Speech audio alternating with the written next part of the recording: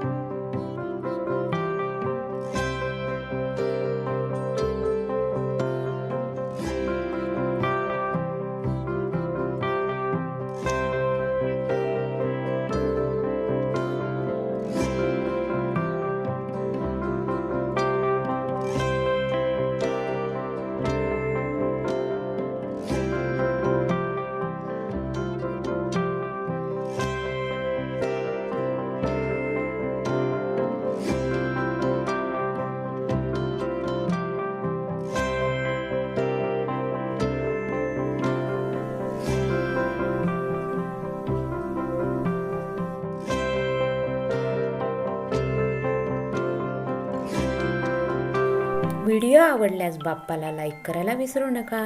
धन्यवाद।